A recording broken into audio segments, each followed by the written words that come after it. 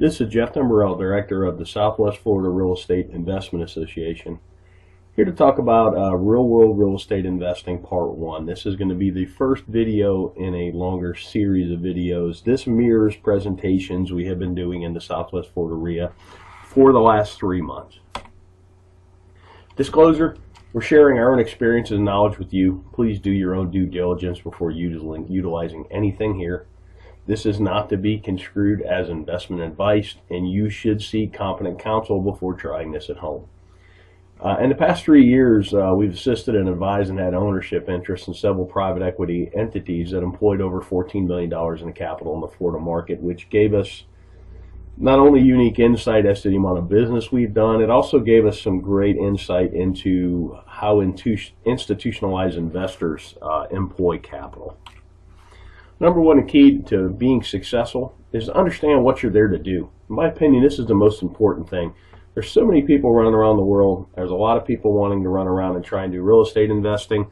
They take courses, they read books, they go to meetings, but they really don't know what they're there to do. They really haven't spent that critical time understanding what you're here to do, what's your mission, what's your goals. I mean, without having any goals, it's hard to achieve any goals, if that makes any sense.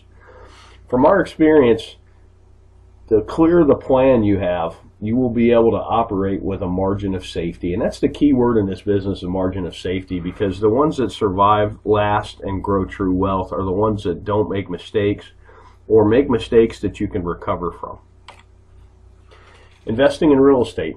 Investment is the purchase of an asset or an item with the hope that it will generate income or appreciate in the future and be sold at a higher price. Keyword, the future for investing.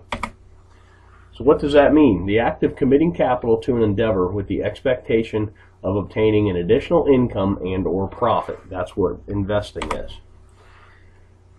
Something I've learned over the years is kind of like a narrative. It's a why in the road when you're talking to somebody that's in real estate. Are they a trader or are they an investor? Investors buy and hold. They get a return from the assets they own. Traders wholesale. Traders fix and flip.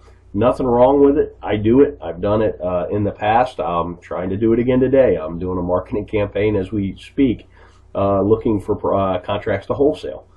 With that said, it's two different narratives and even two different valuation processes, investor versus trader. You need to recognize the difference between the two. Basic questions for an investor. How much capital are you employing? What's your desired rate of return? When are you going to need this capital back? And then what's your risk tolerance? Those 4 questions are how you determine what you're there to do. Then we'll talk about capital. There's an opportunity cost of capital, and particularly when you're raising capital, which I've been part of some private equity raises, you really need to understand what other opportunities are out there for investors, because generally why would you buy a piece of real estate that pays you 2% a year with all the headaches associated with that, when you can, if you could at the same time own a CD at 5 with none of the headaches. Give you a chart on 10-year T-bills, talk about opportunity cost.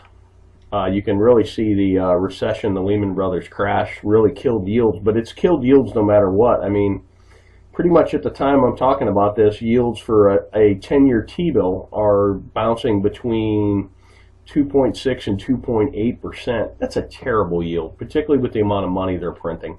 Then you go back 10 years, and this is why investment real estate has become so popular, because it's one of the few places you can get a yield.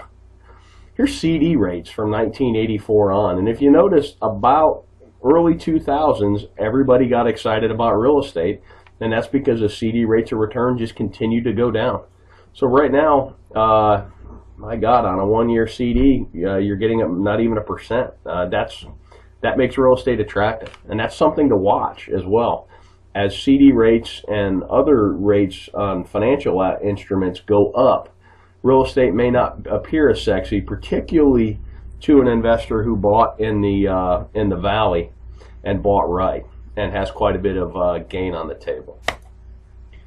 So opportunity costs in the real world. We already kind of talked about this. Most investors we know are looking for at least 6% a year. I know guys that are even looking for 15%, and that's a cash on cash, not an internal rate of return.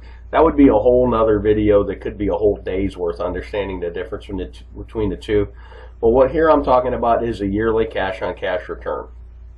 And you got to be mindful of unrealistic expectations. I've seen people that have pitched 30% returns, and I've seen investors that are looking for 30% returns.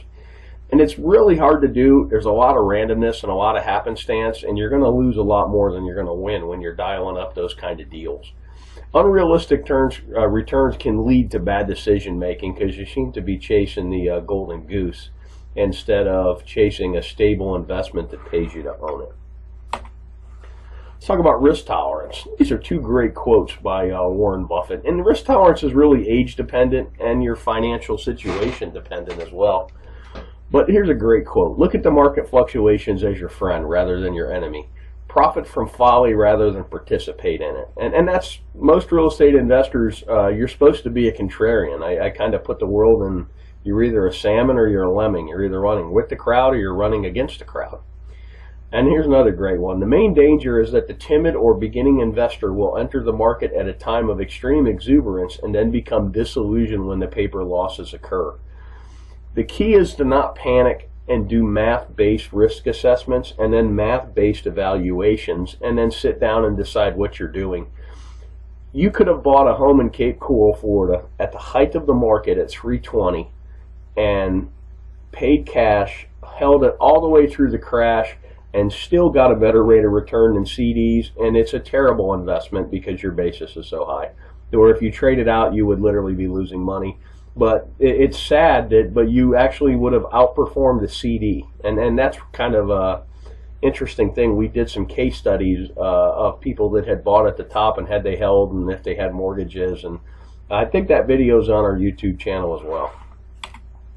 Thanks for watching. You can always check out our website at swflreia.com. There should be a link at the bottom of this video. If you're on our website, put yourself on our mailing list.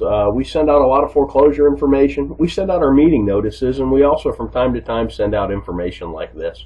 I hope this information is useful to you, and make it a great day.